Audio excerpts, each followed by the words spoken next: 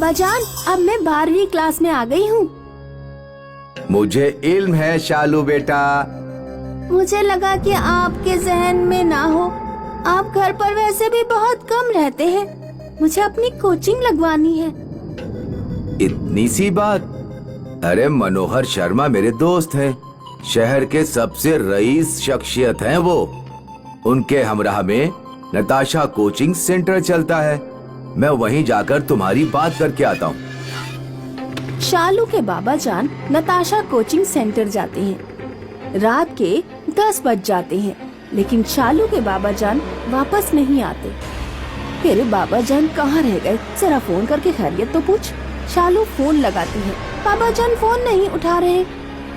शालू और शालू की अम्मी नताशा कोचिंग सेंटर पहुँचते हैं। वो देखते हैं कि क्लास में शालू के बाबा जान का जिस्म पंखे से लटका हुआ है। शालू चिल्ला पड़ती है, शालू के बाबा जान को किसने मारा? क्या है नताशा कोचिंग सेंटर का राज? आइए सुनते हैं अफसाना भूतिया कोचिंग सेंटर। रमेश का कुनबा उत्तर प्रदेश के बरेली जिले में रहता था। रमेश एक जाती स्कूल में उस्ताद थे।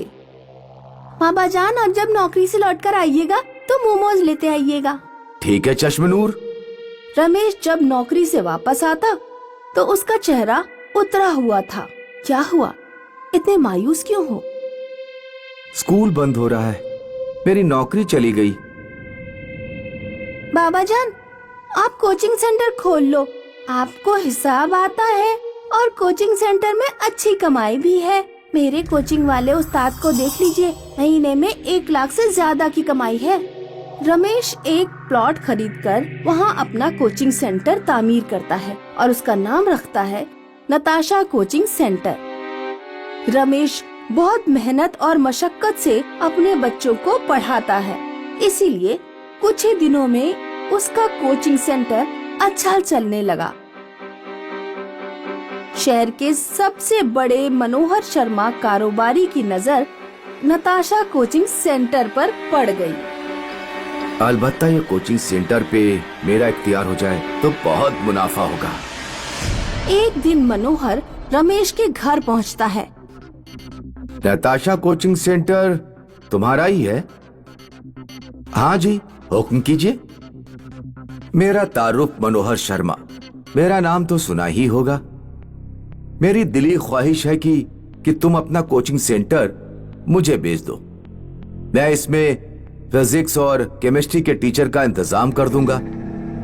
मैथ्स तुम ही पढ़ाओगे। बस कोचिंग सेंटर मेरे इख्तियार में चलेगा।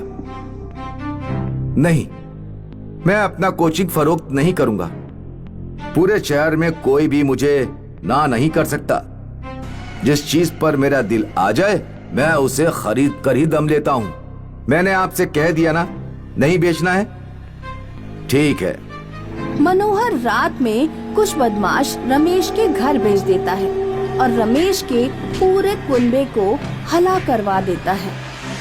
मनोहर नताशा कोचिंग सेंटर में अपने उस्ताद रखवा देता है और कोचिंग सेंटर उसके इख्तियार में चलती रहती है। 2 साल बाद। चलो बच्चों, अब छुट्टी। अब हम ईद की छुट्टियों के बाद मिलेंगे। सारे स्टूडेंट चले जाते हैं। उस्ताद बोर्ड साफ करने लगते हैं। उस्ताद को 3 लोग बेंच पर बैठे दिखाई देते हैं। रमेश, रमेश की बीवी और रमेश की दुख्तर। वो तीनों भूत हैं। उनके चेहरे बेहद खौफजदा थे। अरे तुम लोग कौन हो? जाओ यहाँ से।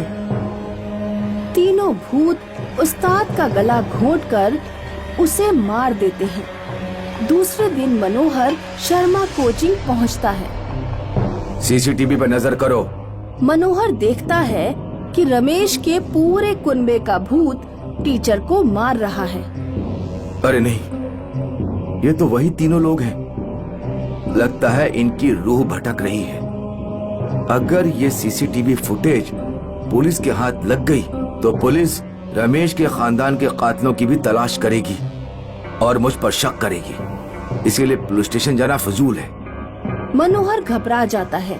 वो फौरन अपने घर पहुंचकर पूरे घर में पहलवान तैनात करवा देता है और एक मौलवी को बुलाकर दुआएं पढ़वाना शुरू कर देता है। वो तीनों रूह मेरे करीब तो नहीं आएंगी ना बाबा जी? नहीं, तुम बेफिक्र होकर सो जाओ। मनोहर शव में बिस्तर पर सो रहा है। अचानक उसकी आँख खुलती है। रमेश का कुनबा भयानक शक्लों में उसके सामने था। मुझसे गलती हो गई, मुझे माफ कर दो। हमारा हंसता खेलता मासूम सा कुनबा तूने अपनी लालच के चक्कर में बर्बाद कर दिया। मनोहर अपने कमरे से बाहर भागता है। वो अपनी कार स्टार्ट करता है। वो कार से मौलवी के घर की तरफ भागता है। तीनों रूह उस कार के अंदर आ जाती है। अब तू हमसे बचकर कहीं भी नहीं भाग पाएगा। मनोहर डर के मारे कार नहीं संभाल पाता और उसकी कार खाई में गिर जाती है। मनोहर मर जाता है। आज भी नताशा कोचिंग सेंटर में रमेश की रूह भटकती है और लोग वहां जाने से डरते हैं। रिया को मेकअप का बड़ा शौक है। वो अक्सर नए नए प्रोडक्ट्स मंगवाया करती थी और आज रिया का मेकअप पैलेट आने वाला था। मैडम, आपका पार्सल। Thank you. रिया वो पार्सल लेकर बेहद खुश थी। रिया ने वो पार्सल खोला। उसमें एक मेकअप पैलेट निकला। वैसे है तो खूबसूरत, अभी ट्राई करके देखती हूँ। रिया ने एक ब्रश लिया और उस पैलेट पर मस्क किया और फिर अपने खूबसूरत चेहरे पर लगाया। वो उस मेकअप से बेइंतहा खुश थी। राजीव, आकर देखो ना, ये शेड मुझ पर कितना भभ रहा है। उसने बाहर आता हूँ। जैसे ही रिया आईने की तरफ मुड़ी तो उसकी चीख निकल गई। रिया को आईने में अपनी शक्ल नहीं, चुड़ैल दिख रही थी। राजीव, राजीव! क्या हुआ उसने बाहर? तुम इतनी घबराई हुई क्यों हो? वो चुड़ैल। कहाँ है चुड़ैल? कहाँ? आईने में। आईने में सिर्फ रिया को ही चुड़ैल दिखाई दे रही थी, राजीव को नहीं। इसीलिए बोलता हूँ, ताबील शब्द तक भूत की फिल्में नहीं देखा करो। मेरी उसने बाहर अपने आप को ही चुड़ैल बोल रही हो। राजीव ने इस बात को मजाक में लिया, मगर रिया डरी हुई थी। रिया जहाँ जहाँ जा रही थी उसे अपने बरक्स में चुड़ैल दिख रही थी। रात को रिया राजीव के आगोश में सो गई और अचानक रिया की आँख खुली और उसने देखा कि उसके बेड के पास एक साया बैठा हुआ है। हाँ! क्या हुआ? क्या हुआ रिया?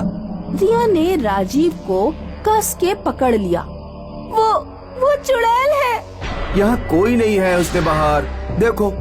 रिया ने वापस देखा तो वो चुड़ैल गायब हो गई थी। राजीव ने रिया को पानी पिलाया। फिर रिया हमाम गई और उसने अपना मेकअप धो दिया। अब जब उसने आईने में देखा तो कोई चुड़ैल नहीं थी। लगता है मेरा वहम था। अगले रोज भी सब कुछ नॉर्मल था। फिर रिया को उसकी सहेली का फोन आया। खुशामदीद, मॉल में सेल लगी है, तब तो तशरीफ ले चलते हैं। तू एक काम कर, मुझे 1 घंटे में पिक कर ले। और फिर रिया ने अपना मेकअप करना शुरू किया। जैसे ही उसने अपना मेकअप ब्रश नीचे रखा, फिर आईने में देखा तो उसकी चीख निकल गई। एक बार फिर उसे आईने में चुड़ैल दिख रही थी। वो डर गई। उसने जल्दबाजी में राजीव को फोन लगाया। राजीव, वो चुड़ैल, तुम जल्दी घर आ जाओ, खुदा के लिए। कुछ ही देर में राजीव घर आ गया। रिया अभी भी रो रही थी। रोना बंद करो, उसने बाहर कुछ नहीं हुआ है, ये तुम्हारा वहम है सिर्फ। लेकिन जैसे ही रिया ने आईने में देखा तो उसे खुद की शक्ल में चुड़ैल दिखाई दे रही थी। वो जोर जोर से रोने लगी।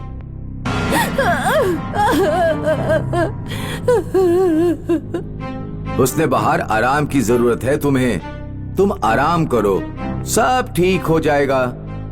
रिया को तख्त पर सुलाकर राजीव वहीं बैठा रहा। ना जाने रिया को क्या हो गया है। रिया सो रही थी, लेकिन जैसे ही राजीव ने रिया के सर पर हाथ रखा, वो सहम गया। तुम्हें तो बहुत तेज बुखार है। राजीव ने फौरन अपने खानदानी डॉक्टर को कॉल किया। डॉक्टर आए और डॉक्टर ने रिया को चेक किया। राजीव ने डॉक्टर को सारी बात तफसील से बताई। लगता है रिया के मन में कोई डर पैवस्त हो गया है। मैं फिलहाल उसे आराम के लिए दवा दे देता हूँ, लेकिन तुम फिर इसे साइकेट्रिस्ट के पास जरूर ले जाना। जी डॉक्टर। और इसका बुखार? वो तो अभी कुछ घंटों में उतर जाएगा। तुम बस ठंडे पानी की पट्टियां करते रहो। जी डॉक्टर। डॉक्टर चले गए, पर राजीव रिया को ठंडे पानी की पट्टियां करता रहा।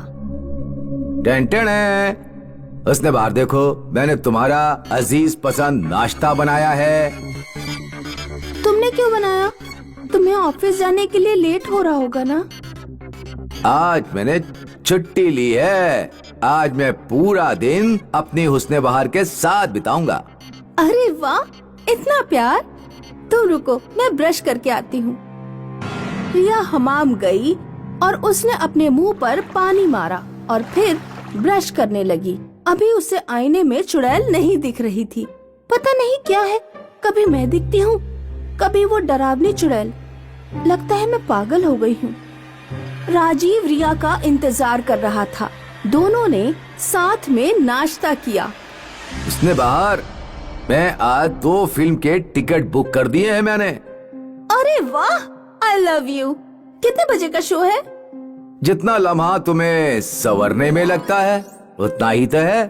3 घंटे। अच्छा, मैं 3 घंटे लेती हूँ हुस्न के लिए। उसने बाहर, मैंने कम बोल दिया क्या? कुछ देर बाद रिया वापस मेकअप करने बैठ गई और वहाँ राजीव चिल्लाने लगा। जल्दी करो रिया, शो खत्म हो जाएगा। रिया ने जल्दबाजी में थोड़ा मेकअप किया और वहाँ बगैर आईने में देखे चल दी। राजीव और रिया राह में चल रहे थे। रिया ने एक कार के आईने में अपनी शक्ल देखनी चाही तो उसे वो चुड़ैल दिखी। हाँ! राजीव, वो जो चुड़ैल, वो मेरे अंदर है। राजीव! रिया रोने लगी और बारिश शुरू हो गई। रिया का सारा मेकअप पानी में बह गया। रिया, ये तुम्हारा वहम है। देखो कहाँ है चुड़ैल। रिया ने वापस आईने में देखा तो उसका आधा चेहरा चुड़ैल का दिख रहा था। उसे कुछ समझ में आया। उसने पानी को अपने हाथों में लिया और अपने मुंह पर मारा। उसका सारा मेकअप धुल गया और वो चुड़ैल भी गायब हो गई। राजीव, घर चलो, जल्दी चलो। वो दोनों वापस घर पहुँचे। रिया ने वो मेकअप पैलेट उठाई और उसे खिड़की से बाहर फेंक दिया। ये क्या किया तुमने? कितनी महंगे थे वो बॉक्स। वही सारी परेशानी की जड़ थी। जब भी मैं वो मेकअप लगाती थी, मुझे वो चुड़ैल दिखती है। ऐसे कैसे हो सकता है? ऐसा ही है राजीव। राजीव ने रिया की बातों पर यकीन नहीं किया, लेकिन रिया को समझ में आ गया था उस भूतिया मेकअप का राज।